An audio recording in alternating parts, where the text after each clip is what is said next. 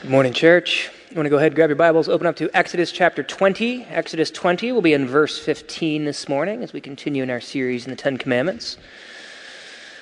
It was Halloween this week, I'm sure you know, and so when you got little kids, this is a big deal, of course. So we were all kind of excited to go with, especially Callum and Amari, as they were doing this. And Callum, did what you were hoping kids would do, which is as soon as he figured out what was happening, like he realized this is the greatest day ever. Like people are just handing me candy. I don't know why. This is awesome. So obviously we all wanted to be there though to see this little, bundle of joy going from house to house and all that. So we were all there with them, which means we did what a lot of families do. We put the bowl out front, the take one sign or whatever. And we were like one house over basically. And we look back and we see a pack of hooligans, like 10-year-olds hooligans, who are there, and you know where the story is going. Dumped the bowl. Actually took the sign also, which I thought was interesting. So, it was a good sign. I didn't think it was a great sign, but they took the sign also. In talking to some other congregants and stuff who've had similar stories, I should be grateful they didn't take the bowl, which apparently is a common thing. Some of you are like, yep, that happened. Mm-hmm. So, why do I mention this? Why do I start with this story? Because, of course, that was theft. They took what was not theirs and took all of it. And frankly, I was a little annoyed by this. Not the only time that happened this week. So earlier this week, and you guys, most of you would have gotten a text about this, last Sunday, a car parked in our lot was hit, was scraped all the way down the side, and no note. No confession, no nothing like that. So that's another form of theft. Not the first time it's happened, by the way. My car got hit here also, and actually Kyle's got hit during the week in the office parking lot. He had his whole bumper just devastated by this. So this is, kind of common occurrence. Earlier this year, actually twice earlier this year, I had my identity stolen. So somebody's got a nice iPhone on me, which they should know I'm not an iPhone guy, so this is even like doubly bad. And they tried to open up a credit card, someone else, with my stuff, but that one we shut down because at this point I spend about $10,000 a month on identity protection stuff. So I'm homeless, but at least they can't steal my identity now. A few years back, my family and I were enjoying a lovely lunch at Panera. And it was a nice day, so we went for a walk in Lilacia Park afterwards, and we're having a great time. And my phone started buzzing, and I was kind of ignoring it because it was family time, and then it was buzzing some more, and then it was buzzing some more. And I finally pulled my phone out, and I had notifications from every single bank that I have a credit card with because Amy's wallet had been stolen at Panera. And somebody had gone to Best Buy and spent thousands upon thousands of dollars in the space of just an hour or so with our credit cards. There's a lot of theft in the world. And it's frustrating. Like, when it happens to you, you kind of get, like, your justice juices flowing, right? Like, somebody should do something about this kind of thing. It's frustrating. I mean, the reason why we feel that justice vibe is because it breaks God's commands. It breaks the eighth word. Real short, simple passage. If you're there in Exodus 20:15, even if you're not, you're going to be able to track with me. I promise, you shall not steal. It's our passage this morning. After last week's lengthy passage of 5 words, we're back down to 4, so a little shorter sermon this week. You shall not steal, and yet we do. So why is it that we take what isn't ours? As we'll see, it's true of all of us in different ways. I mean, I think we all break this commandment. And so we're going to need some self-examination as we go through the passage this morning. But more than just the diagnosis, where am I stealing? What we need is a remedy. And what will transform our hearts so that we don't want to take what isn't ours? So what we're going to do this morning is we're going to pull our main idea together as we go. That's the fill in the blanks. It's just one sentence. That'll be your main idea once we've got it. But we're going to start with the remedy this week. I want to get to the why before the how. So let's start there. Because Jesus, and that's pretty good right there. You could almost don't even need to fill in the blank. Just because of Jesus, right? But let's dive in here. So to get at why this matters, we're going to start actually in John chapter 10 instead of in Exodus. I already read the passage for us, but here's John 10:10. Jesus is speaking. He says this. He says, "The thief comes only to steal and kill and destroy. I have come that they may have life and have it to the full. A lot of thieves in this world, as I mentioned, but if you were to trace them all the way back to the beginning, it really is Satan. Like Satan is the thief that we're talking about here in this passage. He is the father of all thieves, so to speak, because what is Satan like? He comes not for the sake of the sheep, the way a shepherd does, but for his own sake. Right? He's there not because he loves the sheep, but because he loves wool, or at least the money he can sell the wool for, and he also is a big fan of lamb chops. He is a taker. It doesn't matter that the sheep aren't his. It doesn't matter that what he's doing harms and destroys, because he's only thinking of himself. It's actually interesting. We know this is Satan here, because the whole reason Satan rebelled against God in the first place was because he wanted what wasn't his. He saw the praise and glory that was being offered to God and God alone, and he thought, I want me some of that. And so he rebelled against God. But Jesus on the other hand, Jesus is a giver, not a taker. He says, I have come that the sheep might have abundant life. He's freely giving of all that he has to his people. And in a sense, it's kind of easy. If you've got infinite riches, you can be pretty generous, right? You could give away billions, you could give away billions of billions, and still have the same amount of money that you started with. That's how infinity works. But Jesus gives not just from his abundance, but at great cost to himself. In fact, the very next verse, John 10:11, Jesus says, I am the good shepherd. The good shepherd lays down his life for the sheep. He gives sacrificially. He becomes poor for us even. When you think about it, it's not just that he lays down his life, but he actually lays down the riches of heaven, at least for a time, during his incarnation. Here's the way Paul puts it, 2 Corinthians 8, verse 9. For you know the grace of our Lord Jesus Christ, that though he was rich, again with the riches of heaven, yet for your sake he became poor, so that you through his poverty might become rich. He became poor. We know this. While he lived among us on earth, Jesus was poor. He lived in poverty. He was born into poverty. The stable's not, luxury resort by any means. We know that his parents were poor, because when they make the sacrifice after he's born, they offer pigeons, which was an allowance for those who couldn't afford the animal you're supposed to bring, a goat, if I recall. So he was born into poverty, and then he lived in poverty. Someone comes to him and says, I want to follow you, and Jesus says, foxes have holes, birds have nests, Son of Man has nowhere to lay his head. I don't know that he was homeless in quite the way we would think of it today, because he certainly enjoyed the hospitality of the people who supported him, but he was not rich. He was not living in a mansion, that's for sure. But Jesus knew and lived the truth that it is more blessed to give than to receive. And so he pours out the riches of heaven on his children. And in so doing, he sets us an example that we should do as he has done. In fact, the passage I just read in 2 Corinthians 8, it's talking about sacrificial generosity. This is in a passage where Paul is asking the Corinthians to think very hard about what they will give.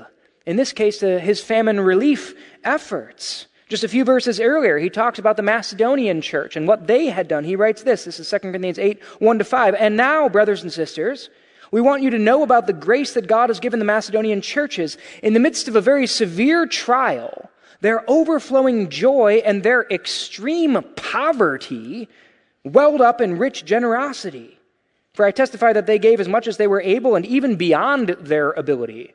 Again, they're poor and they're giving sacrificially, so they're like really poor now. Entirely on their own, they urgently pleaded with us for the privilege of sharing in this service to the Lord's people, and they exceeded our expectations.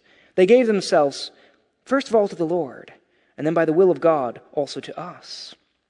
So you can just see what happens when we believe the gospel. Jesus' example, how he lived, but even how he died, that he gave himself for us. The gospel turns takers into givers.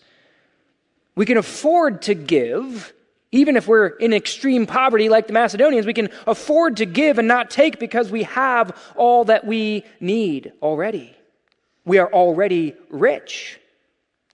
Where? Though that's kind of the big question. Julie helped us out by reading the passage in Matthew 6. Kyle talked about it too. Where does your treasure lie? Like, you are rich if your treasure is in heaven, and it is secure there. But if your treasure is in your bank account, your 401k, if it's in the American dream, that might be a problem. You can't serve two masters, Jesus says in that passage, Matthew 6, which some of us are studying in Journey Group even now. So if that's the case, we need to choose carefully. We need to weigh our options carefully here, Jesus or money. What do we learn from Jesus? Let's start to fill in the blanks here. Because Jesus gave himself for you. That's the why, okay? Because Jesus gave himself for you, you can live differently, as we'll see. You don't have to follow Satan, that thief who comes to steal and kill and destroy.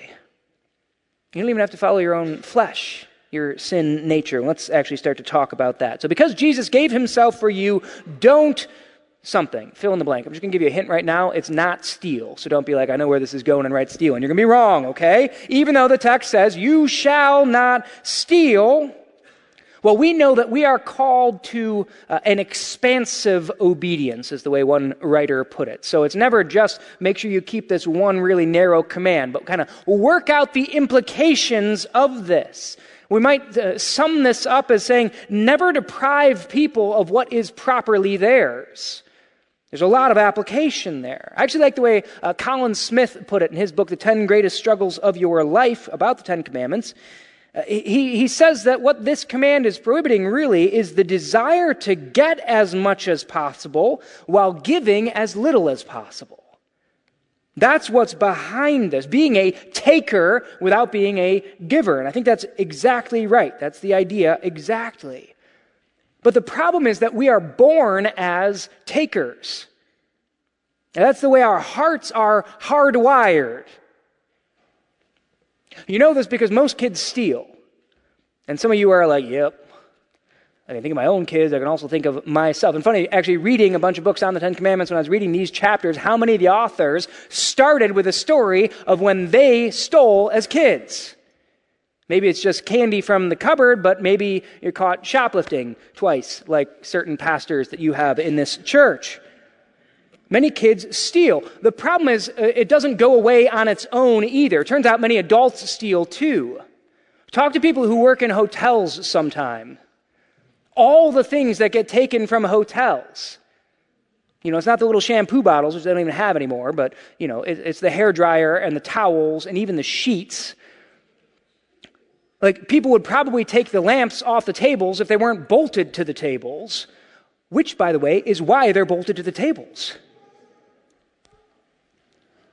So we have this sinful nature. We're born with it. And a sinful nature is a selfish nature. That's what sin is, right? The command we have is to love. Love the Lord God with all your heart, soul, mind, and strength. Love your neighbor as yourself. So all sin is not obeying those commands because you're loving this way instead. So it's a selfish nature. That's the heart of the problem here, is I want what I want. It's not really the loss of property, although that's a thing. But so that's the fill in the blank, right? It's not just don't steal, but don't take for yourself. Because Jesus gave himself for you, don't take for yourself. Now, for yourself is the selfish piece. Stealing benefits an individual at the expense of the community. Like, we all pay for shoplifting.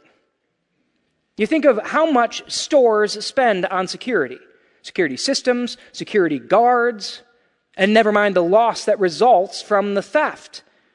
Companies can't just eat that. Most companies operate with razor-thin margins, so they pass that along to the consumer. So we are all paying for shoplifted goods. That's how it always works. Honestly, this is why I was so annoyed with the gang of hooligans that stole my candy. It was not the loss of candy. I wanted the bowl to be empty. Right? There's nothing worse than coming home with, in our case, 6 buckets full of candy and then seeing that you got a bowl and 2 extra bags behind it sitting there also. So I'm glad the bowl was empty, but I was annoyed that 3 kids got what was meant for the whole neighborhood. That all these other little Callums who could have enjoyed going up and grabbing candy didn't get it. Stealing benefits an individual at the expense of the community. But so if that's the heart of stealing, selfishly taking instead of selflessly giving, well, there are many expressions of it. So let's just walk through this. What exactly is being prohibited here? Just give some examples. The most obvious one, of course, is stealing property, stealing stuff. This covers everything from, robbing a bank vault to printing personal documents at work. That's a big spectrum, isn't it? That's something I do, by the way. Prepping for this sermon, being okay, I need to stop and think about this. And periodically, and I've got Caitlin as a witness here, so you can check with her, but periodically I will just, plop a 20 on Caitlin's desk and be like, can you put this in office supplies? Because I just know that, I've taken some paper clips, I've printed some documents, I want to make sure I cover that so that I'm not stealing. The internet age has certainly brought along some new ways of doing this too. It's an especially tempting area today is piracy. It used to look like actual pirated DVDs and stuff. If you guys don't know what DVDs are, ask your parents. They'll help you out, okay? When it came out, the most pirated movie at the time was The Passion of the Christ. I think that's really funny. Now, obviously, it doesn't just mean Christians, everyone watched this movie. It wasn't just Christians, so I don't think it's entirely our fault, but we probably were there and guilty also. At least we got the gospel message we needed at that point. Today, this, of course, looks more like password sharing, right? This is still a form of theft. So, stealing property, all sorts of opportunities to do that. Another one would be stealing time for which you have been paid. This is Michael Scott in The Office, right? He says after he discovered YouTube, he didn't work for 5 days because he just kept watching Cookie Monster sing Chocolate Rain on repeat. Again, one that probably most of us have been guilty of. We're being paid, but the lunch gets a little bit longer, or, I could take care of these couple of personal things. I got to renew my driver's license or whatever, as long as I'm here in front of a computer. Could look like falsifying hours as well. This is John Grisham's The Firm. If you haven't read that one, I only worked 1, but I could bill 2, and then I get twice as much money. Stealing time for which you've been paid. What about stealing value? Just not giving your money's worth. The stereotypical example here, of course, would be the used car salesman who's selling you a lemon, but, not letting you know about it. I had a family member who built a new home. Big home, expensive home, near $1 million, and this was some time ago, so it'd be even more today. So paid top dollar for what ended up being bargain bin materials. Because just about the day the warranty ended, all the drywall tape peeled off. I swear, they have a button they push, right? After the warranty's over, they're like, and now your transmission can go. So that's just how it worked in that case. But that's this theft here, right? We're charging you this for this level of quality, and actually we're only providing this quality. What about stealing someone's reputation? Shakespeare put it well. Shakespeare tends to put things well. He says, "Who steals my purse steals trash, but he that filches from me my good name makes me poor indeed." Now, how does that happen? Gossip and slander, that's next week. That's the 9th commandment, the action, but the result is the 8th commandment. Or stealing credit. Taking credit for something you didn't do. That might be passively. You're accepting thanks for, buying somebody lunch when you're just the one who handed them the bag. You're not the one who actually bought it. Or it's actively. Perhaps some of you have been in work and your boss is talking about the great idea that he had and all that he's doing for it, and you're like, well, that was my idea. What do you mean that was your idea? Like I said, stealing credit. And of course, plagiarism would be another example of this. One of the pastor's great temptations. That great line about the hotel and the tables being bolted to the lamps being bolted to the tables? That's Jen Wilkin, okay? That's not mine. But I could have gotten away with it. None of you have read it, so. Plagiarism, right, is a big one. Happens at kids as well, those of you who are in school, all that kind of stuff. Or what about stealing unpaid debts? taking out a loan that you don't intend to pay back, hitting a car without making restitution. So Kyle had his bumper demolished, $600 if I recall. That's what he had to pay. Someone stole that money from him. Or think back to the Great Recession. All these houses in foreclosure, they did studies afterwards. 70% of the homes that defaulted, the borrowers lied on their applications. Said they were making more than they were. The same idea. Or appraisers were doing the same thing. They were over-appraising houses so that when bad things happened, there was not as much value there as they thought. Of course, the Great Recession brings out some of the more complicated aspects of this commandment, because 2008 was not just about predatory borrowers, certainly. Most of us, when we think about it, would be thinking about predatory lenders. Yep, sure. People selling mortgages or refis to people who didn't actually need them. Why? Because they're working on commission. They want to collect the fees, giving them stuff that looked good in the short term, but that was going to be unsustainable in the long term. And even that brings up just the whole idea of enticing people to buy what they don't need, which is certainly a form of theft. It gets really gray in there, doesn't it? Like, I'm so glad I don't work in marketing, because I just wouldn't want to have to think this hard all the time about what's happening. I am grateful for marketing. I'm grateful that people have made me aware of products that exist that I need. Like, I am grateful, in particular, if you know anything about me, when publishers send me emails letting me know their new titles that have come out. I'm like, good, I want to read that book. That looks really helpful. So marketing is good, but obviously there's a place in advertising where all of a sudden we moved into the bad. Like, if you're selling beauty products and you have to make someone feel ugly first so that they will then buy your beauty product, now we're in sin, aren't we? So we got to be careful with all of this. Look, I just like skimming across the surface. Just like, here are some categories to think about when it comes to stealing. In other words, there's a lot here. I think John Calvin sums it up nicely. He says, we will duly obey this commandment then, if content with our lot, contentment, 2 weeks from now, I'm not going to steal Merritt's thunder. If content with our lot, we are zealous to make only honest and lawful gain. If we do not seek to become wealthy through injustice, nor attempt to deprive our neighbor of his goods to increase our own.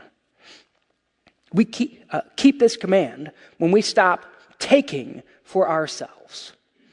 Of course, that's only going to happen if we untangle our heart from stuff.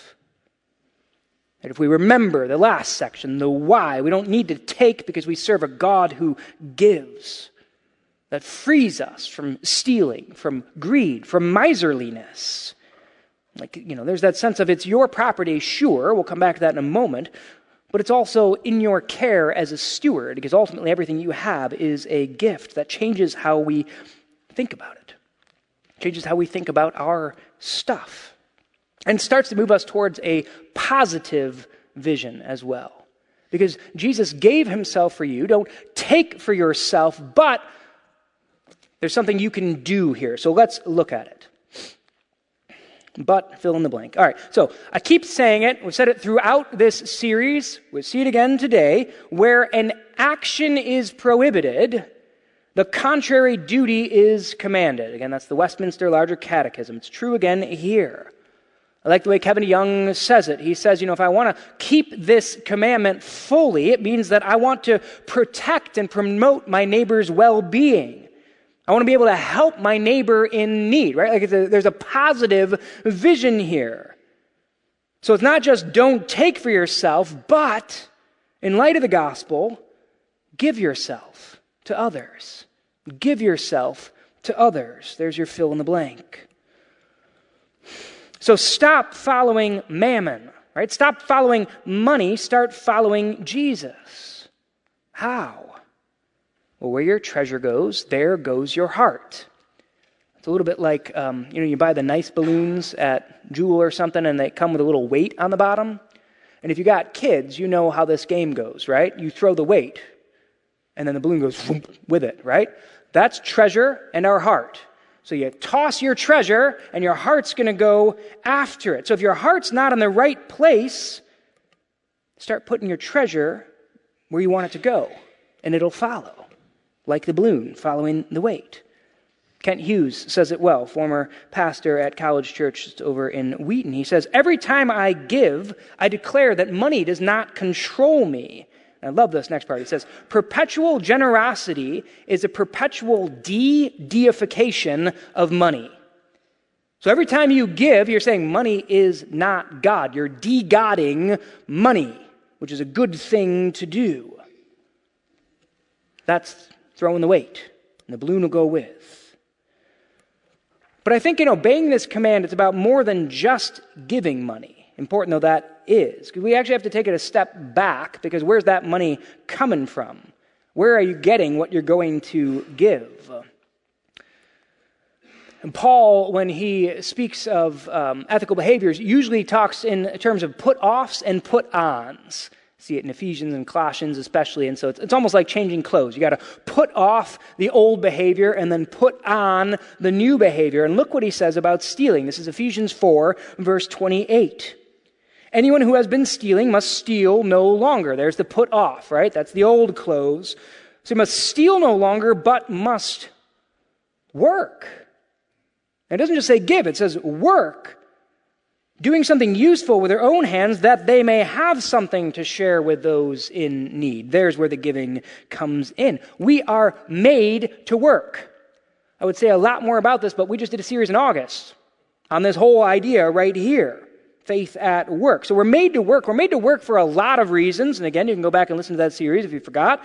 But one reason we're made to work is so that we can give generously. Part of why we earn money is so that we can give money.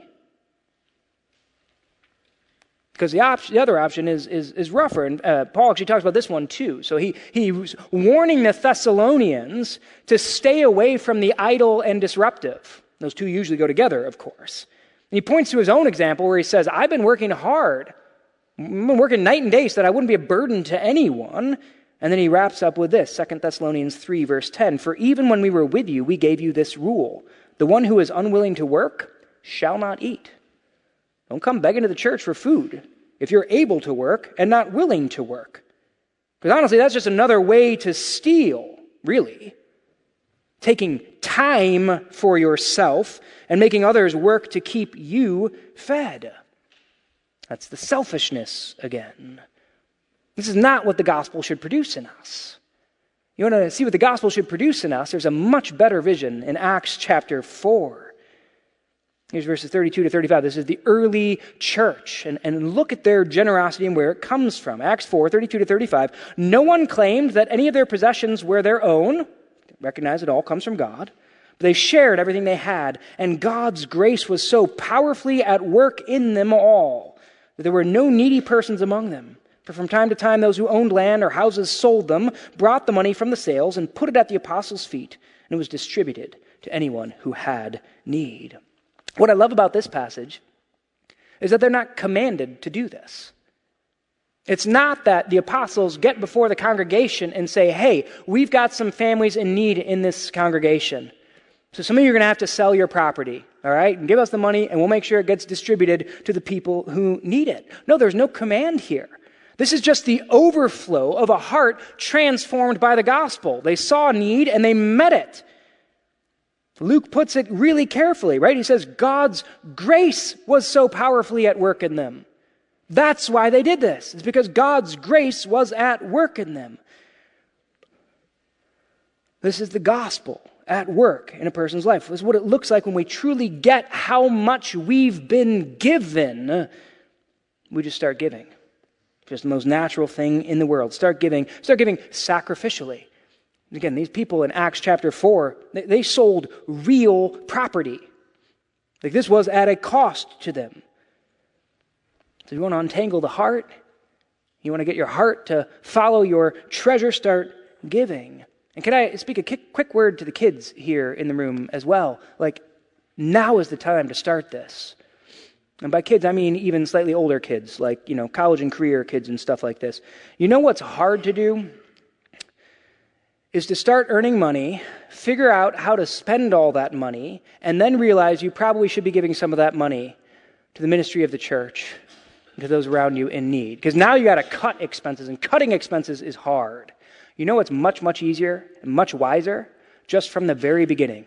Give 10% at least to the church and make the rest of it available to missions, compassion ministries, all the rest. And then you just always have, I just know that part. It's like taxes. I just know this part comes out. I don't need to think about it. That's not like in my, I got to budget this category. That's just the automatically gone. Start now. So what giving looks like. I love that the Bible has a wonderfully nuanced view of all of this. The 8th word, you shall not steal, establishes the right to private property.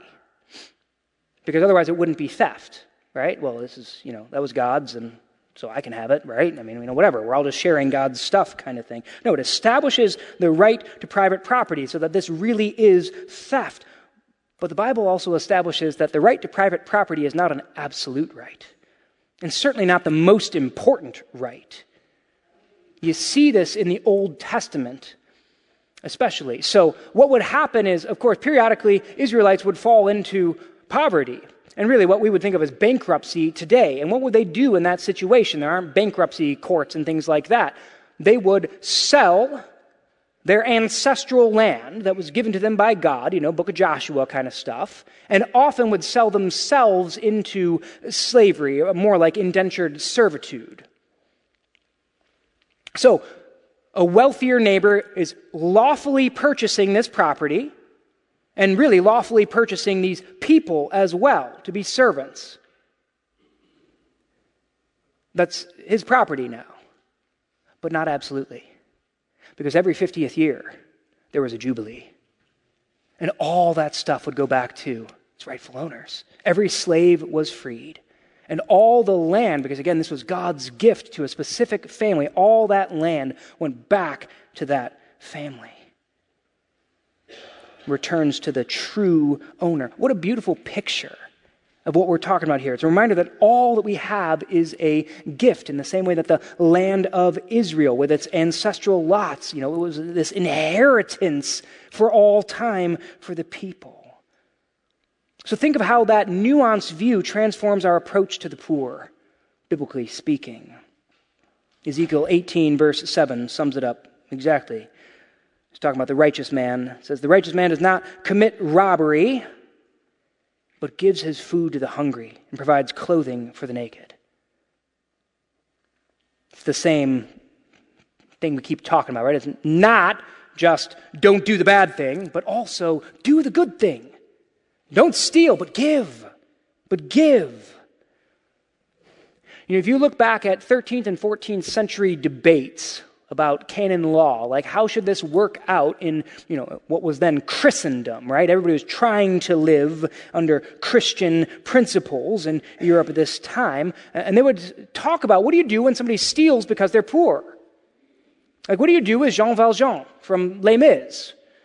So he steals a loaf of bread because his sister and her child are hungry. And so that's theft, right? But then they would debate this as lawyers and theologians and go, yeah, but no one should be poor while someone else is living in luxury. In fact, they'd go so far as to say that the true thief was the rich man who neglected the working poor at his doorstep. He did not make it into Western law. But that is the Bible's view. Proverbs 3:27. Do not withhold good from those to whom it is due, when it is in your power to act. When you have resources to give, and I actually love this, that phrase, to whom it is due, reads literally in the Hebrew, the owners. It's theirs. I mean, you've got it right now, but it's theirs, actually. If God gives you an abundance of wealth, and let's just pause real quick and look around where we live. That's us, right? That's us? You nod your head, like, I see, yep. If God gives you an abundance of wealth, that isn't yours. Not totally and absolutely. In some sense, it belongs to the disadvantaged around you. And you've been called to steward it to them. I love the way one pastor put it. I would tell you his name, but I don't know how to pronounce it, and I don't want to say it. So it'll be up on Facebook this week. You can read it then. He said, God has all the money he needs to help the needy. It's in your pockets. Because Jesus gave himself for you. Don't just take for yourself. You've already got the riches of glory. Don't just take for yourself, but give yourself and your stuff to others. We are all thieves. I think we established that this morning. There's no way you didn't feel the prick of conscience somewhere in the sermon. I felt it, as I mentioned myself, preparing this week. We're all thieves, and we've been that way from the beginning, really. We can trace this one all the way back to Adam and Eve. If you think about it, this was the first sin. The sin beneath the sin, sure, godlessness and pride, but the actual manifestation of the sin, the actual action is what? Adam and Eve took what wasn't theirs. Fruit that God had said, this tree's not yours. All the other ones, those are yours. This one's not yours. And they go, great, that's the one I want. But it's just emblematic, right? Peter Leithart talks about this. He says it's far worse than just we take things that aren't ours. The worst part of all this is that we steal ourselves from God. Every time we sin, we're stealing ourselves from God because we belong to God. It's the very first catechism question, by the way. What is our only hope in life and death? We are not our own, but belong, body and soul, in life and death to God. We are his. Those of us who are Christians are his twice over. We're his because he made us, but then we're his because he also bought us at a price. 1 Corinthians 6, the cost of Christ's blood. So we're his. Every time we go our own way, we are stealing ourselves from him. I got some really bad news. There's some really good news, too, because look at how Jesus treats thieves. Picture the scene. There is Jesus, bruised and bloodied, gasping for breath as he hangs on a cross, crucified between two thieves, brigands. The word means, I love this translation, highwaymen. Like Jesse James kind of stuff, right? Okay? So probably thieves and murderers, actually. He's hanging between two thieves. One thief starts mocking Jesus. If you were really the Messiah, you could save yourself, you could get down off that cross, and hey, as long as you're getting people off crosses, how about a little help here? And the second thief rebukes him. He says this, Luke chapter 23, we are punished justly, for we are getting what our deeds deserve, right? We're thieves. But this man has done nothing wrong. Jesus is innocent. Jesus is the only human who's ever lived who didn't ever steal anything, not even himself, from his Father. Then he said, Jesus, remember me when you come into your kingdom. Which I love that. This is off topic, but I love that because at this point, I think this thief is the only person on God's green earth who thinks Jesus is about to get a kingdom.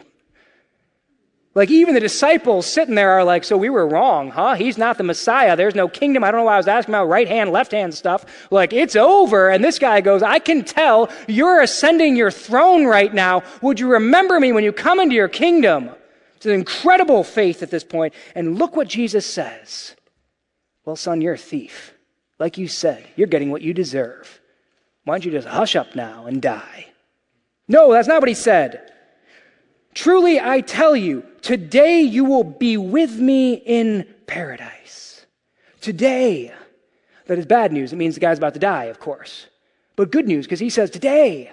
There's nothing more to be done. He does not say, why don't you clean yourself up first? Get your act together. Make restitution for all that you've stolen, which is, of course, what Scripture commands we should do. This guy doesn't have an opportunity, and Jesus goes, it's fine. There is grace. Today you will be with me in paradise. We're in the thieving business. We have been since Eden, but Jesus is in the saving thieves business. That's the good news. This man had spent a lifetime taking what wasn't his to get something he never found until his last day.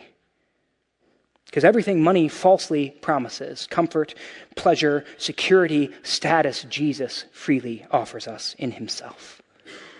So let's stop taking for ourselves, but start giving of ourselves because we serve King Jesus who did just that for us. Let's pray. Father, we come to you as thieves. absolutely unworthy to stand in your presence, to approach your throne, to ask anything of you. And yet, even before we did that, before we would ever dream of approaching you or even want to approach you, you came to us. You sent your Son. You had your Son give up everything, all the glory of heaven, to come and find us, thieves that we are, and to bring us back to you, to win us over once more. Lord, would you let that truth, the knowledge of your love and grace, so touch our hearts now that the thought of stealing would be unconscionable. Because we know how much we've been freely given. We couldn't possibly think to take any more for ourselves, but instead would so much rather give of all that you have given us for the sake of others and for the glory of your name. Amen.